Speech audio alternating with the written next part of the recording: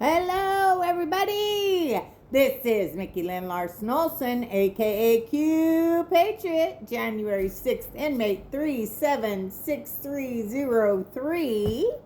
And I'm sitting down for my one meal of the day.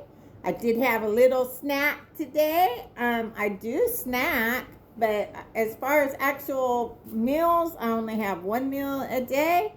At various times, it just depends. I do my best to not try to eat just for the sake of eating, and I try to wait till I'm actually hungry.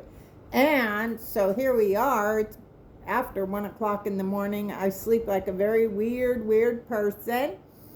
And, and so I tell my friends, I say, well, they'll call and they'll text me and say, are you awake? Because they know I sleep very weird. I just don't go to sleep until I'm tired, because to me it's just a waste of time, me rolling around the bed to try to go to sleep. And I'm retired, like I'm real retired.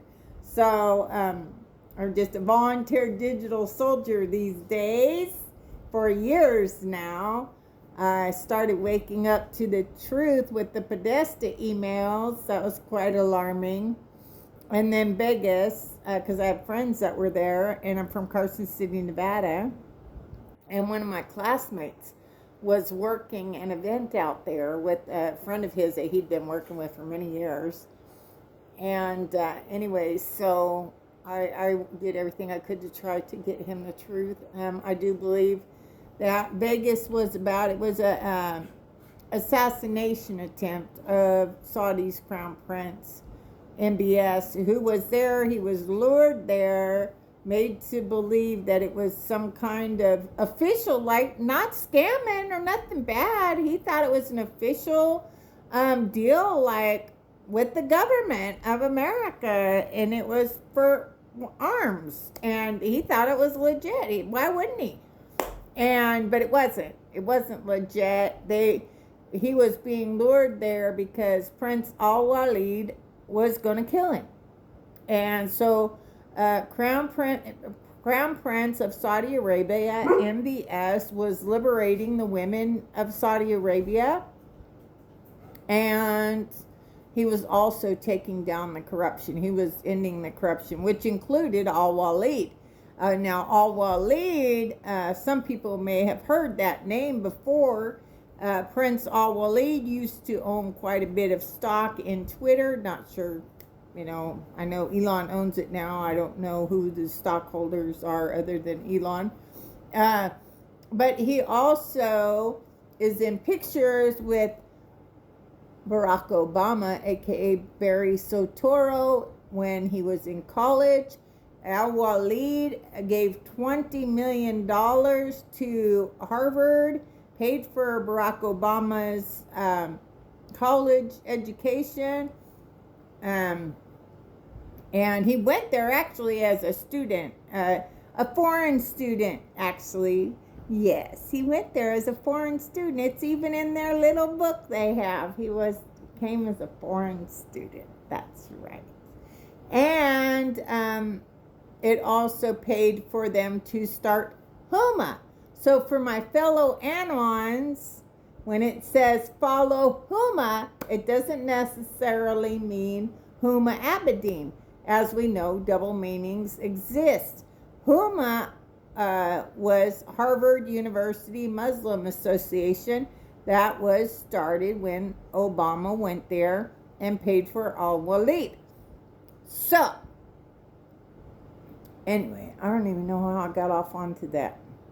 Oh, I was just talking about the Vegas and how I got started as an Anon, how I became a digital soldier. That's what it was. All over the map. So anyway, but the big wake-up call for me was a tweet I saw on November 17, 2017 from Roseanne Barr. And all it said was, who is Q?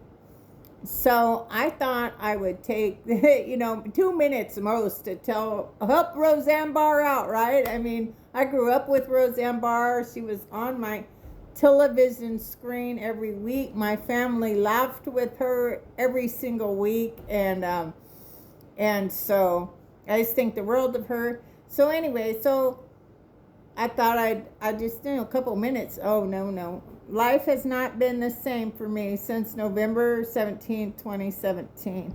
And I will tell you, I had the opportunity. So Roseanne said I broke the rules, but I always said if I had an opportunity to thank Roseanne Barr for waking me up, I was going to take it. So I went in my costume, my patriotic costume, to see Roseanne Barr with my ride or die, Kim Stevenson, at a stand-up comedy show in San Antonio. And she was doing this game, and basically you were supposed to ask her like she's a psychic, and you want her to answer you a question about yourself. That's how it was supposed to go down, okay? But it was kind of, I felt it was to myself because I really wanted to know. But that wasn't the rules. And she told him, they're not following the rules. But I've never been much for following. I mean, I was in the military, so, I know how to follow rules when I need to. But anyway, I was overridden by my strong desire to just look at Roseanne Barr face to face and say, thank you, Roseanne Barr. Thank you for waking me up. Thank you for sending out that tweet November 17, 2017, asking who is Q. And thank you for everything you do for humanity, this long journey. And thank you for making me laugh my way through life. Oh, I love you for that, making me laugh. Because God knows it's pretty serious stuff out here, Roseanne. So anyway, but I look back on it and I kind of like, I wish I would have said that, but I said, okay, now my question. But what I asked her was, I said, you sent out this tweet that changed my life, November 17, 2017. And she asked me what the tweet was. And I said, you asked who is Q. So I said, have you figured out who Q is yet? Hindsight's 2020. I wish I would have done that, but then when she said I wasn't following the rules, I would have said, can I have another chance?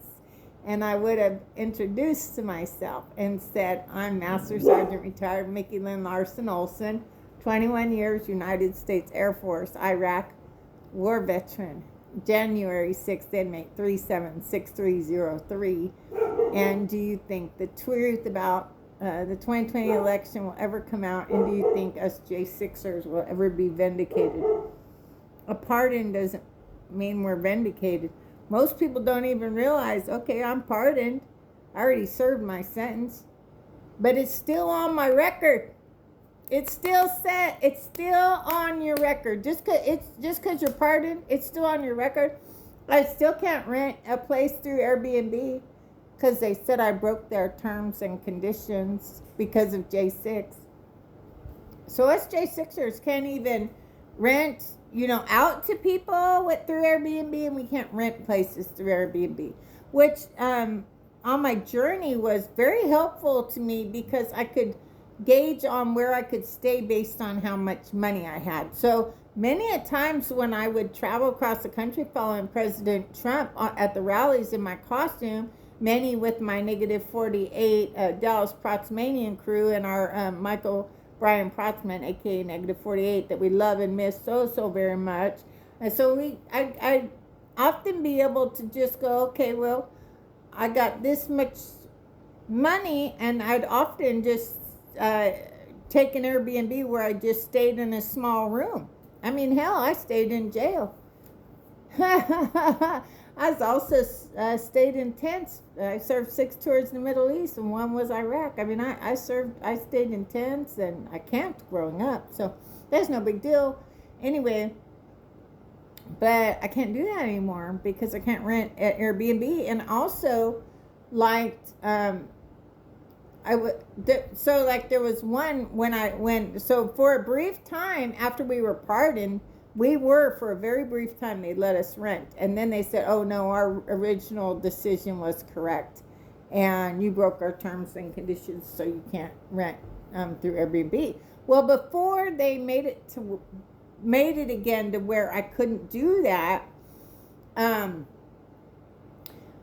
there's a group of us, not just Negative 48, but us Anons, I guess you would say, and we like to go out to Dallas, Texas, and honor President John Fitzgerald Kennedy every November 22nd, and so we get together to go do that.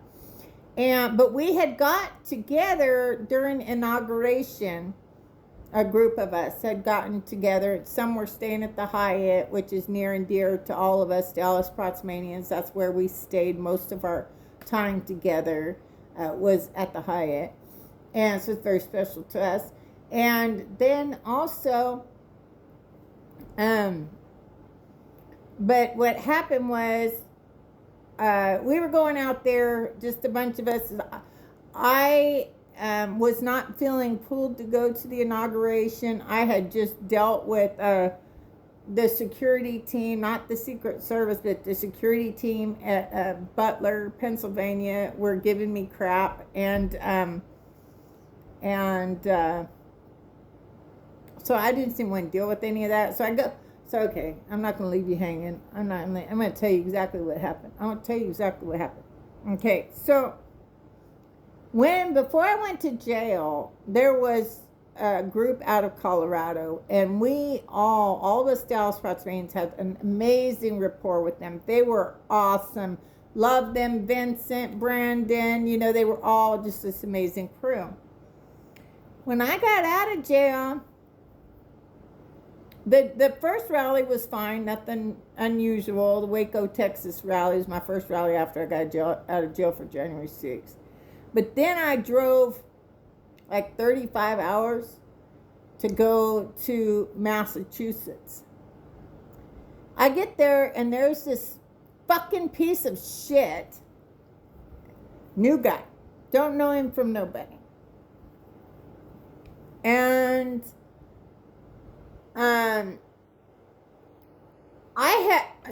the other crew, they knew. They go, Mickey gets here. So it's like I get my place in line, right? I get my place in line, and then I go put my costume on. And everybody knows this, right? Well, the way it was set up in Manchester was it was just a little different because it was flat. So I couldn't see my crew that I came with. I couldn't see them. And usually Tony wore his, like, a hat that has like a fake, Trump wig on it, right? So he usually had that. And actually I was going there and drove all that way in part because my very good friend Felissa lives in Massachusetts, and she was going, and I hadn't seen her in far too long. So that's part of the reason why I went. And I get there, and I do what I always had done, right? I get there, get my place in line, but as you can imagine, the lines move. So it's set up completely different than a normal rally would be. It was just set up completely different. So I couldn't really see my people. And so, but what had happened was I did what I always do. I got there, got my place in line, and then I went up to get my costume on. Well, normally I try to get 2 events like the day before, so I can try to get my costume all together, because it takes quite a bit of time, probably a couple of hours it takes me, because I put my buttons on my hat, right, and then I take my buttons off my hat, I put them on my costume with all my patches. So anyway, and I hand out my and I've always done this, it's never been a problem, nobody's ever said I couldn't do it, ever. And that is, I always handed out my patriotic costume, my We're Ready to Fight poem I wrote after 9/11, okay? And never been a problem. Never. Now this time I will admit I had put it in vanilla envelopes because I didn't have time to laminate them, and that way people could kind of decide whether or not they wanted to just put it in their pocket or if, they didn't want it to bend, right? So I was handing them out. to people like I always had done in the past. Oh, before that though, wait a second. Backtrack. Mother freaking piece of shit, right? Never met him before. He don't know me from nobody. And I tell him, and he's like, well, where are your people? I said, they're up there. I was here earlier today, and I went to get my costume on. He goes, well, I didn't see you. Well, he wouldn't recognize me. This is me normal. He would not recognize me in my costume compared to me normal. Okay? So anyway, and plus I didn't see him. He didn't see me. So anyway, but people that have been going to these rallies with me, they know. So nobody's ever given me crap about it, because they know I not only had to get because I still have my Q-Mobile back then. I still have my Q-Mobile. So I not only have to get myself ready, I'd have to get my Q-Mobile ready. Anyway, so he tells me, now mind you everybody, I walk around in 5-inch platform, high-heeled, thigh-high red boots, okay? He makes me walk all the way around the building. He waits till I get back to tell me I need to put my poems in the car. He calls them signs. He said they're signs, you can't take signs in. You go put them in your car. And I said, I've always brought them in. And he goes, well, you need to go put them in your car. And I said, well, I'll throw them out if I need to, but I'm not going back to my car. I was not going to walk around the building again, walk back and get back in the end of the line again. Get back at the end of the line. Okay? So, yeah, after walking around, and I was like, no. I said, I'll throw them out if they need it. But I'll wait till Secret Service tells me. Because that's what I'd always done. If Secret Service doesn't want me to bring something in, I'd let Secret Service decide. And there'd be times that the Colorado team would tell me, it's like, Mickey, they're not going to let you bring your backpack in. I said, they let me bring my Trump backpack in every single rally, every single one, and President Trump signed it for me in Manchester, New Hampshire. And so, anyway, they always let me, but they inspect it, make sure there was nothing bad in it. But a lot of times, it's I like to hand out little gifts. They're nothing special, nothing expensive. But, I like to hand out just like little gifts. And I give them to the kids a lot, but never without the consent of the parents or whatever guardian they're with. I'd never give away stuff without them saying it's okay. Anyway, that's the only rally I was not able to get into. And so I called my good friend. So I was heartbroken because I hadn't been able to go to a rally with Felissa, and we helped organize the first Q rally, and she ended up hosting it. And we did an event out in Arizona. She hosted it. I just helped her out with that. And then another one in South Dakota I was at and helped her out with. And anyways, it's like a really good friend. I love her to death. So I was excited to get to spend some time with her. She told me, I told her, I said, girlfriend, I don't know if I can make it. I said, because I'd be broke. I just don't have it. I was like, I'll just, you know me, I just pray. I'd be like, God, if you want me there, you're going to have to find a way, because I don't have no money. So I said, I already sent my prayers up, so we'll see what happens. And she tells me, she says, well, Mickey, if you can get the gas money to get here, you can stay in my room with me. And she always did that with me. Always. She's like, you could stay with me. And she had a joke one time. So we went and did the Red Pill Road Show together, and I went to help that. My good friend Brian Gamble that was putting that on out in Jacksonville, Florida. And we met our good friend Glenn Baker for the first time, and he wrote the songs Freedom and No New Normal. And he has a song called Soldier Strong, and I was in his video for that. But I'm not sure if he's put that out to the masses yet. I'm not sure if he has. I don't think so. It's an amazing song, though. Anyway, so I was in his music video. That was really cool. And in my uniform that I wore in Iraq, I went in that because I was playing like a ghost, like I was a ghost that was killed in war. So anyway. So that was interesting. good experience. And anyway, but you know, and then this one girl, so the guy was like, "I don't want you handing them out," and I told him I wasn't. And then this one girl's like, "I don't want it anyway." She's like, "I don't want it. Here, you can have it. I don't want it." And I'm like, someday she's gonna be like, "Wow, maybe I shouldn't have been so quick to talk like a jackass, because it's not like I sell them. I hand them out for free." And so anyway, so I tell him, I said, "Well, I just wait for Secret Service." Well, then I didn't even get in. So thank God I didn't, because I didn't even get in. But had I gotten in, I probably wouldn't have been able to meet President Trump that day, because I wouldn't have been out of the event. And I mean, because it would have taken me time to get out, of the actual event. And so what happens is, I find out, no, I'm not getting in. This is disheartening. His first rally, I hadn't got in, and I'd driven 35 hours. It's a long drive from Abilene, Texas.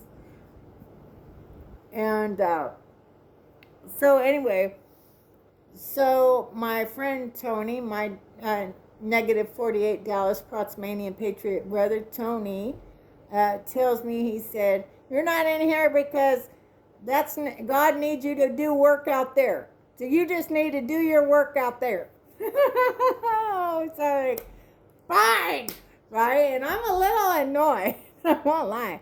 Like, fine. So, I'm in my costume, of course, taking pictures and doing interviews and stuff, which I love doing. And so I'm sitting there and I'm talking to this little girl and her parents, and they're just great, right? And I see this guy go by, and he's wearing one of the 107 yellow jackets.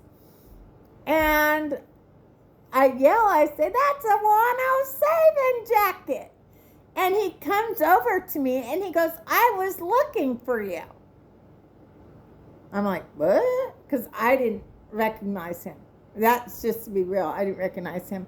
But he's Jerry with Gideon's Army. It's this wonderful, wonderful guy, just like him. So I haven't talked to him in a while. I'm going to have to hit him up, check on him, see how he's doing. Just a really great guy over there at Gideon's Army.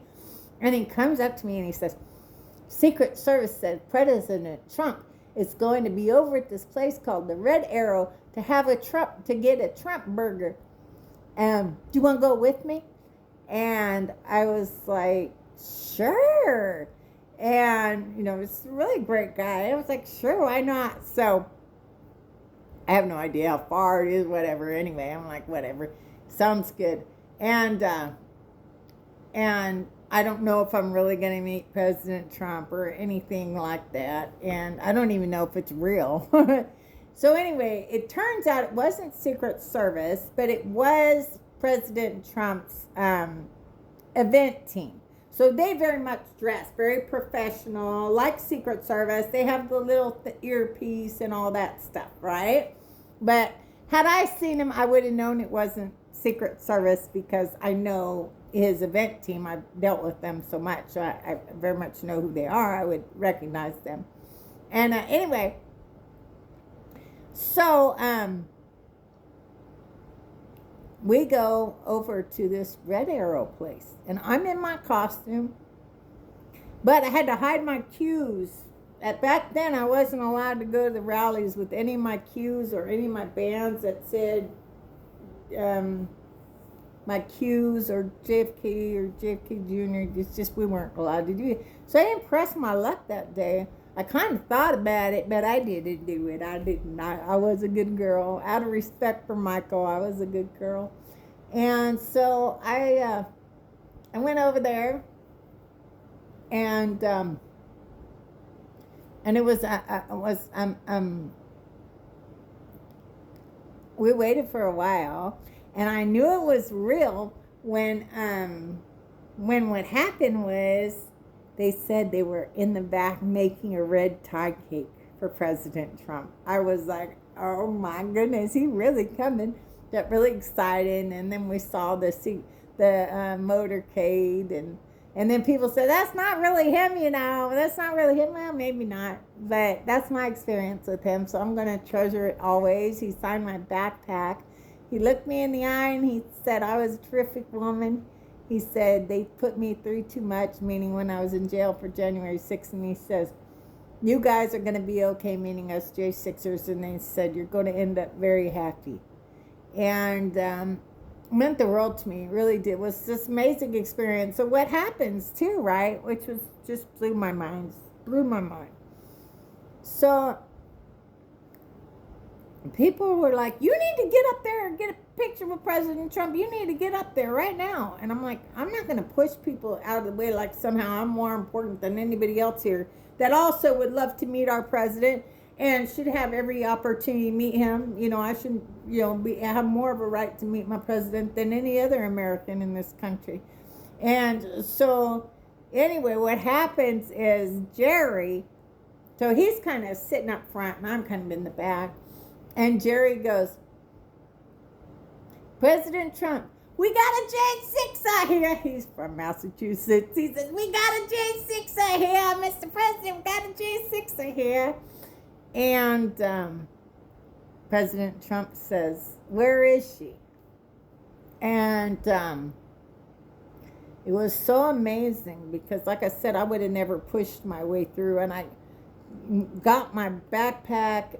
And I was just going to show it to him. I just wanted to see. I was like, I carry it with me all over the country. And I had it with me January 6th. And they weren't going to give it back to me and, and all that. But I feel so blessed. He signed it. And it's actually, materialistic-wise, it's my most valued possession that I own is that backpack. And I say that with all sincerity. And so I secure it very much. And anyway, so that was just an amazing experience, which I wouldn't have had if I went into the rally.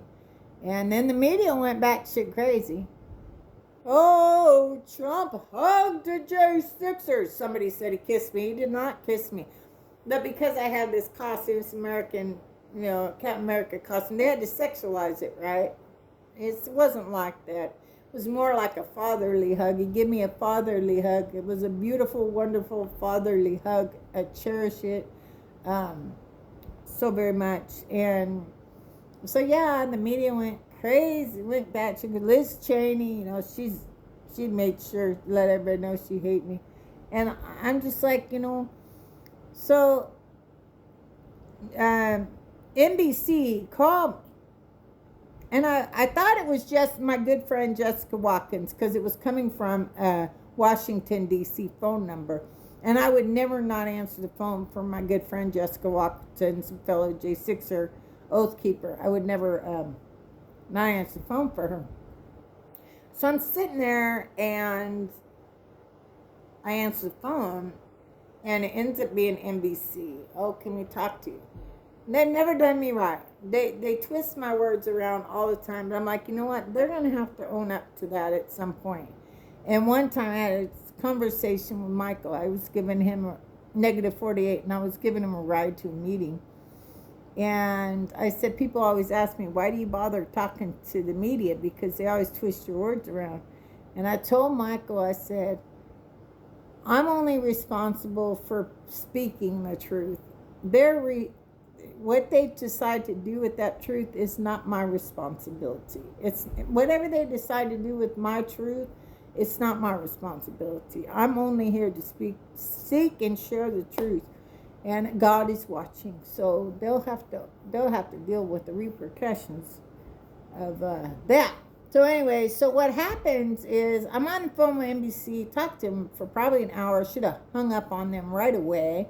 And spent my time with my good friend Felissa and my Dallas Proxmanian brothers and sisters that were there. And I should have hung up the phone on NBC. I didn't realize on the phone for so long. But they said that I said that every single politician that certified the fraudulent election needs to be executed. let me just tell you what I said. I said, anyone that stole a voice from our collective voice of we the people, of the people, for the people, by the people, is a terrorist. And if they're an American citizen, they are a traitor. And that per the Constitution, all traitors must be executed. And I said, and so my thought was, well, then they must be admitting that they stole the voice of the American people, because that's what I said. I said, if you stole our voice, then you need to be executed for treason. So that's what I said. So I guess NBC was saying, yeah, they stole our voice, because that's what I said. I didn't say anyone that's certified the election of 2020. I said, well, I might have said that. But I know that I might have said that at some point. But that particular day, I know exactly what I told the reporter on that day. Now, I might have said that because, yeah, you commit treason. If you certified that fraudulent election of 2020, you committed treason, including John Thune, who was voted Senate Majority Leader behind closed doors with a secret ballot by a bunch of people that certified the fraudulent election. No wonder we can't get Save America Act, even though 80% of the American people, right and left, want it. Anyway, but yeah, that one guy told you I had problems with, and I told him, I says, no, I'm not going to put it in my car. I'll throw it away if I got to, but I'm not going to throw it in my car. And anyway, so, but then my friend, I think it was Tony, either Tony or Felissa, took him to the poems to my room because that guy wouldn't shut up. So anyway, and I go to a Florida rally, and the same bastard, he got short man disease. He's like a really short guy, got short man disease. You got to act big and tough because make up for the fact he's an itty bitty little guy. Probably got an itty bitty little teeny weeny too. Piece of shit. So anyway, go to this Florida rally, and he's like, do you got your manifesto with you today? Go to Butler, Pennsylvania. Back to the beginning of the story. Go to Butler, Pennsylvania. Me and my ride or die, Kim Stevenson, I rented a van so we could sleep in it. It was one of those, what's it called, Splinters, Mercedes Splinter. I rented through Turo, which I love Turo. Love Turo, which is people that rent out their private vehicles. It's amazing, and I've been a customer for several years now. And so, because we were like, then we could drive, all the way there and have some place to sleep when we get there. And because money was just tight. It's always tight. And so anyway, I drove from my house to go get Kim, which is like about 4 hours or so away. And then we drove like 30 hours to get out to Butler. This for October 5th. I just felt pulled. I need to be there. I hated that I wasn't there in July.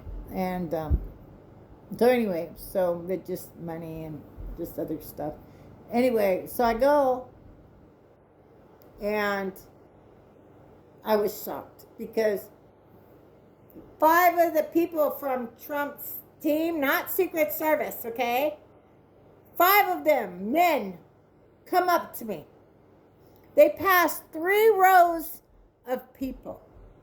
3 rows of people they passed to come to me and tell me I need to put my little teeny tiny USA purse that I've carried since I got it to all the rallies and my backpack in my vehicle. I was like, can't you just inspect it? I mean, just inspect it. If your concern really is that I may hurt President Trump, even though I'd take a bullet for him, if that's your concern, why not inspect? I mean, it's a teeny tiny little purse. Why not expect? And then they wouldn't even let Kim take her teeny tiny bag in. But the problem I had was the fact they walked past 3 rows of people, including women and men with backpacks and purses, didn't say shit to them. Didn't say a fucking thing to them. But they threatened to make me leave. They threatened to make me leave after driving almost 35 hours to get there, renting a vehicle to be there, paying for my costume, which costs enough in itself. And then they threatened to make me leave if I didn't take my little tiny bag, which it always been the Secret Service make that final decision. It was always the Secret Service. I'd have them, the other team would me, you're not going to let you take it in. But they never once said, you have to take this to your car right now, Mickey. They always let Secret Service make the final decision on that. Now there was times when they was like, okay, you can't wear your cues in. You got to get out of your costume or you got your cues on, which was fine. But 5 men, including that fucking piece of shit little man bitch, right? The little man bitch. Oh, that was giving me shipment, in Massachusetts and Florida.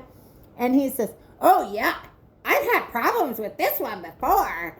She was at a rally handing out literature. Oh, she was at a rally handing out literature. He never even read my poem. He has no clue what my poem is about. My We're Ready to Fight poem. He has no freaking clue. Yet, they were going to make me leave if I didn't take my purse, which is part of my costume, and my backpack, which I like to carry back, but see, President Trump signed it. Because, people like that, and it shows that, he gets out there amongst us and all that. But I think they were Trump haters. Not the first group from Colorado. I think they were amazing. Amazing. But the second group, I think they hated Trump. I do. I think they hated him. And, so anyway, that gave me a sour, I just was like, I don't want to deal with that bullshit anymore. I just don't want to deal with it. So, and I just didn't feel like moved to go to the inauguration in D.C. D.C. in itself has left a bad taste in my mouth after being in jail for 161 days there. I don't really care to go there, but there's been a couple times where I felt God really pulled me there to go. He pulled me to go for the rededication of our republic back to God, May 17th. I was happy to go. 4th of July, I felt definitely I needed to be there for 4th of July, so I did. I went there for 4th of July, but I just don't really care for that place. I know too much of how it created satanic, so they can capture energy and stuff like that. Anyway, it's just an evil place.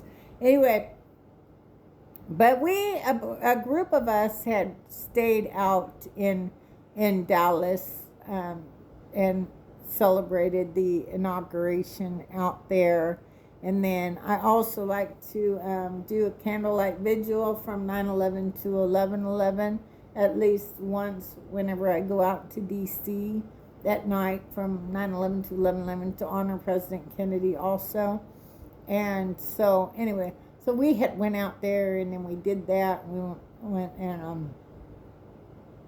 and just hung out with each other for the inauguration. And then, but anyway, I got back to the beginning of the beginning was Airbnb. So what it was the Airbnb let me briefly, I was able to, so I rented a nice Airbnb house. It was really nice. The kitchen was phenomenal. And me and my friends stayed there because for me, I could have stayed at the Hyatt and just me, another friend, or I could use that same money and get a house so that more of my friends would be able to go. And so that's what I did. So I used the money I would have used at the Hyatt to get this Airbnb house that was amazing. So anyway, but yeah, us J6ers cannot rent houses through Airbnb because we broke their terms and conditions. And so yeah, so even though we're pardoned, our names are still mud till the truth comes out. Like my mug, that's my Q mug I get from my good friend Ruben Rodriguez. I'm not sponsored by anyone.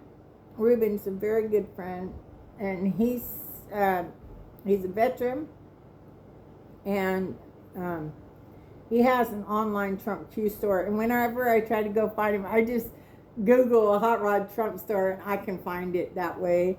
But yeah, it's under hot rod Trump. It's like fourth wall or something like that. But that's how I find him when I need to order stuff. So this is just one of my many cups I bought from him over the years. Oh. Yeah. That's my Q cup. Q mug. Okay, so I made spaghetti with and I made homemade noodles last night with my freshly milled flour. I used almost 200 grams of my kamut, which is my preferred wheat to use for my pasta noodles. And then it said like 40 other grams I would need. So I used semolina flour for the rest. And both of them I got from Bob's Red Mill. So tonight I'm just having leftovers of my delicious spaghetti I made last night. Now, my spaghetti I made last night, I pulled out some homemade spaghetti I had made before. So I pulled the sauce. I had the sauce. So I had made some homemade spaghetti sauce. I pulled that out. I used that. I put a couple of cans of diced tomatoes, and I didn't have any spaghetti sauce, but I did have the RAO brand, the homemade. So I do look at the ingredients, but that one was rated pretty good. And so I had some of that left over, so I threw that in there. And then my noodles that I made from scratch. And it's really yum-licious, yum-yum. I think spaghetti, well, basically, I think all Italian dishes, they're great the night of. I think they're even better the next day, like when all the herbs and all the seasonings, I think they're even better the next day. Well, I think anyway. Now I have a piece of my garlic bread with my homemade bread I made the other day. With some homemade bread.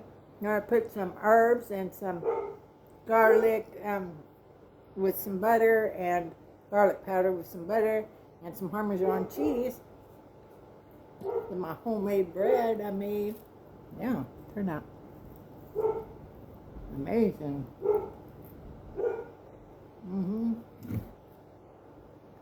Yeah, I don't buy any bread products at the store anymore. I mean, like, I don't buy tortillas or corn tortillas, or white, flour tortillas, or bread, or anything like that. Pizza dough, make it all myself. Speaking of, it's been a while since I made myself a pizza.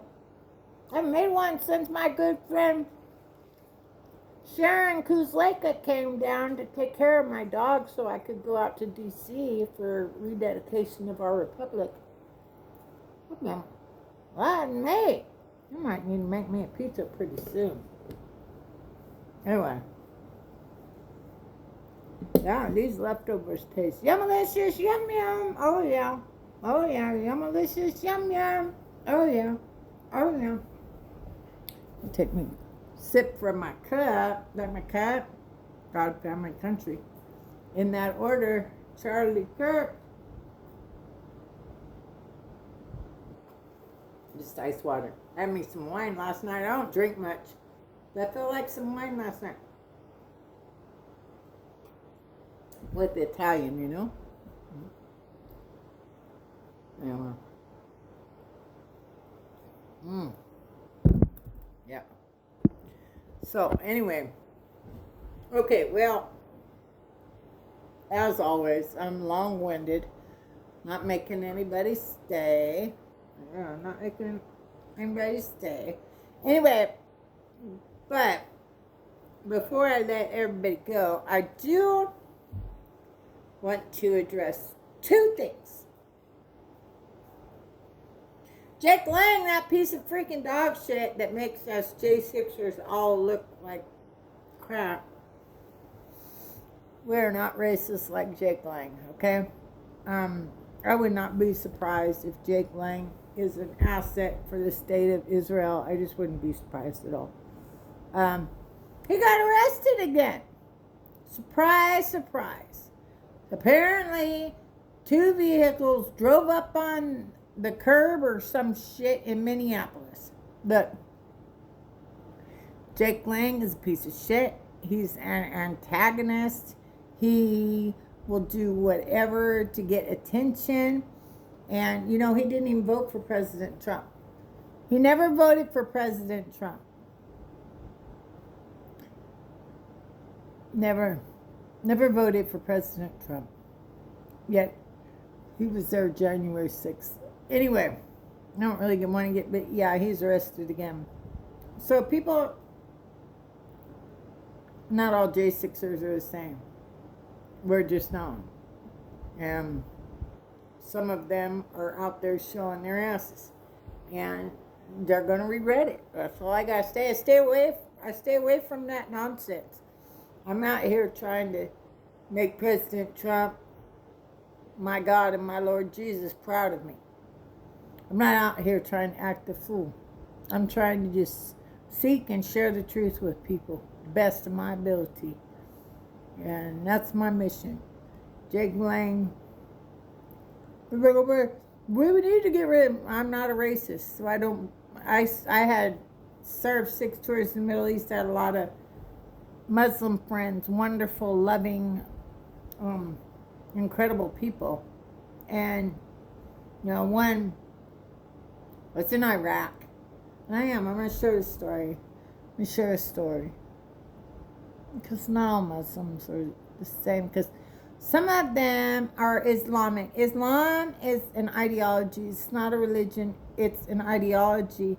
Sharia law is a law, and not all Muslims or people of Islam follow Sharia law. Sharia law cannot exist in America. It just cannot. It violates our Constitution and our laws, so it cannot be allowed.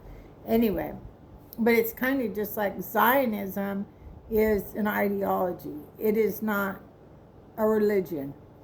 And so when people, Zionist Jews, a lot of them, I won't ever say a whole group is 100% one way or the other, but a lot of the Zionist Jews are what the Bible talks about, the fake Jews, the synagogue of Satan.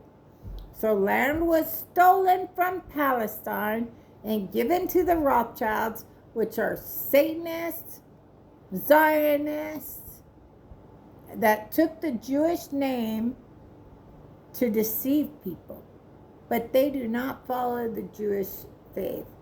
And did not, anyway, but if you do a DNA test, it's actually the people of Palestine that have that ancestral Jewish blood with them. And so the real Semites are actually the Palestinians. So people call me an anti-Semite. I'm not an anti-Semite. I think these are the fake Jews.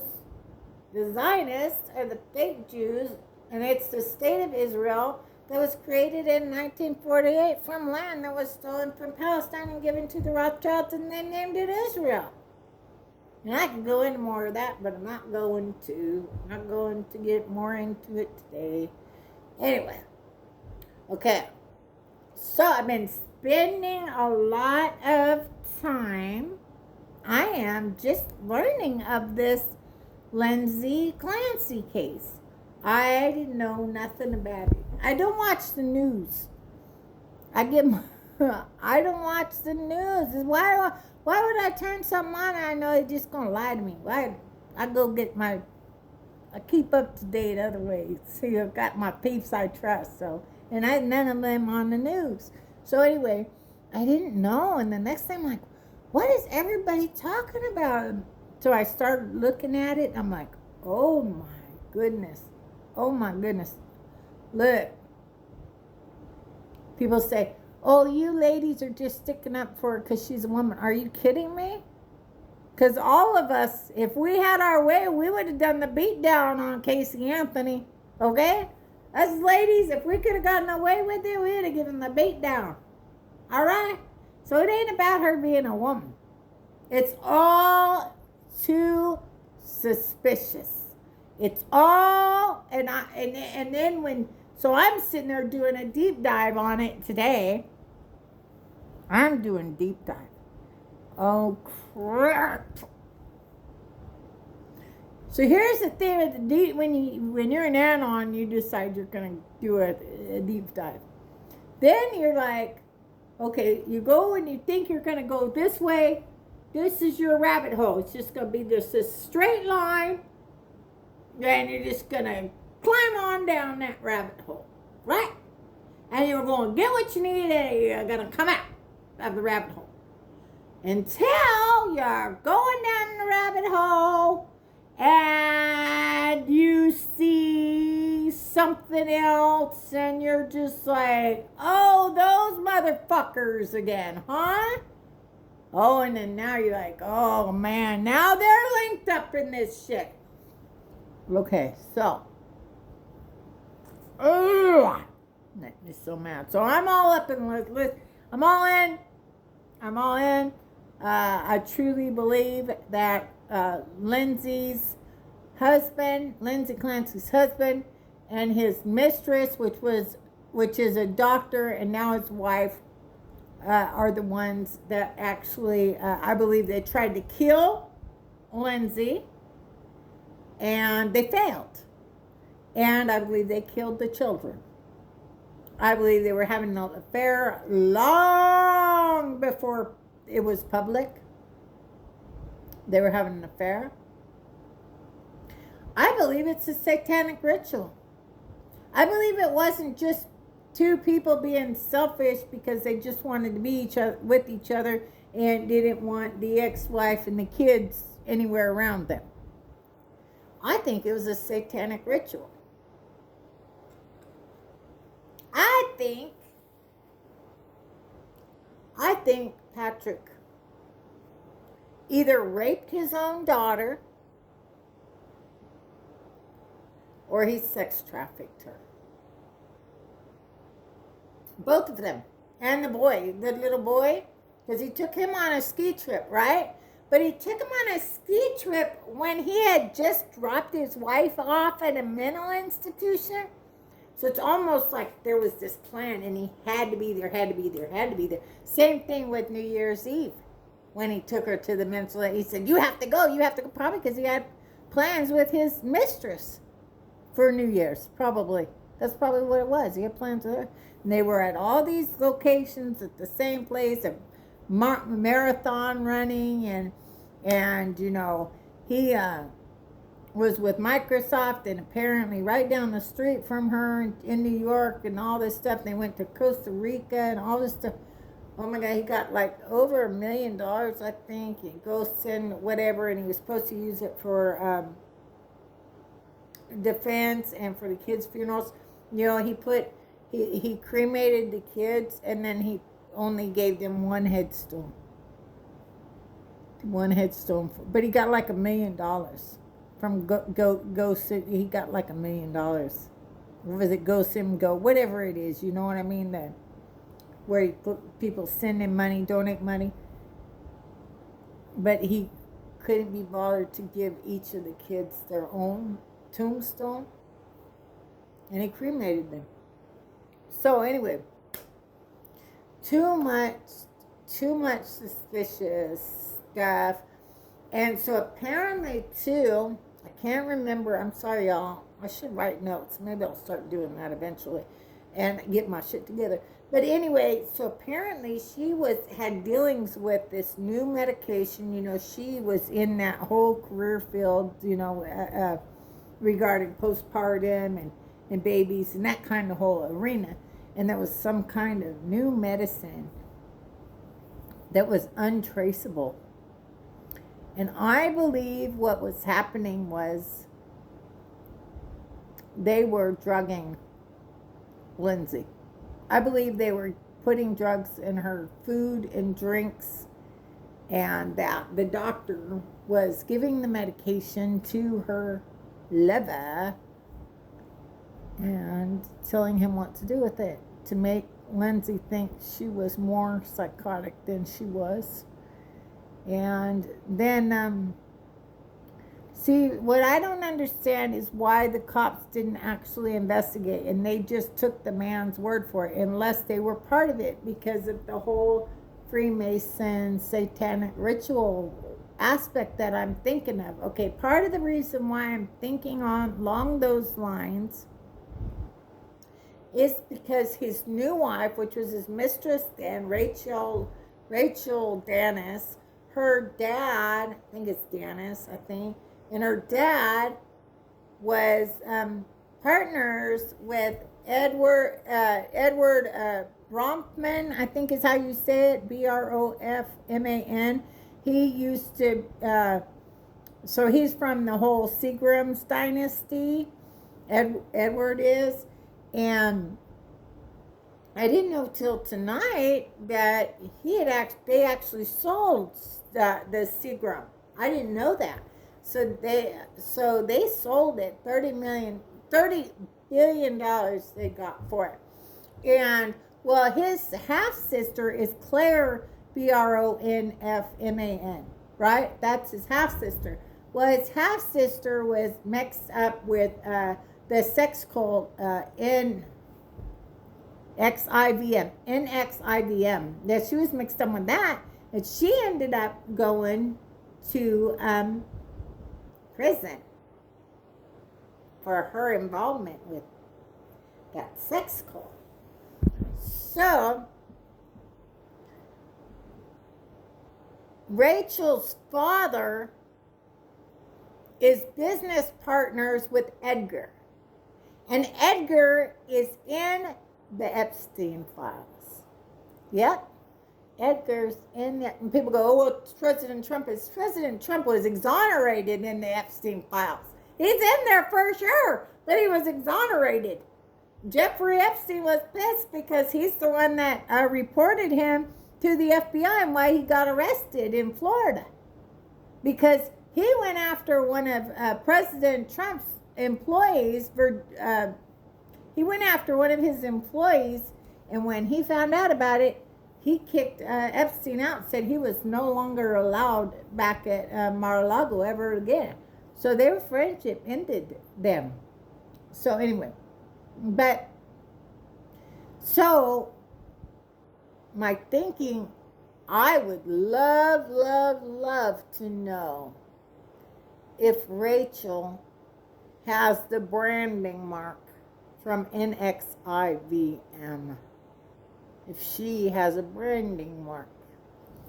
Because if she does, that was, there's a strong possibility she is mixed up. And the reason why I think so is because it's too close between her dad and the business partner, and that business, Edgar, was Seagram. So, and then what I found interesting, I didn't know, was that Edgar sold Seagram and got heavily invested in Hollywood and the news media and broadcasting and stuff like that, which we know most of the media is controlled by the Zionists.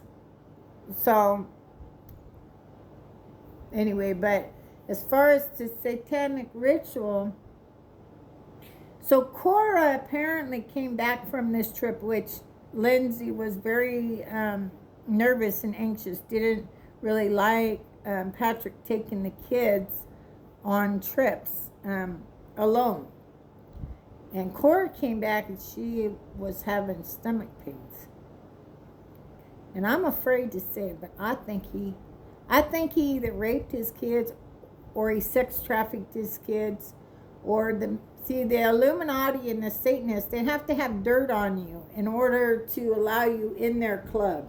They have to have video recordings of you doing something so horrific that the public would just lose their shit over if they ever found out. So they have to have that kind of stuff. So a lot of times they make these celebrities and anybody that wants to be in their club, the Illuminati, whatever you want to call it, want to be in that club, you gotta do those sick, disgusting, evil things. They film it so they can control you.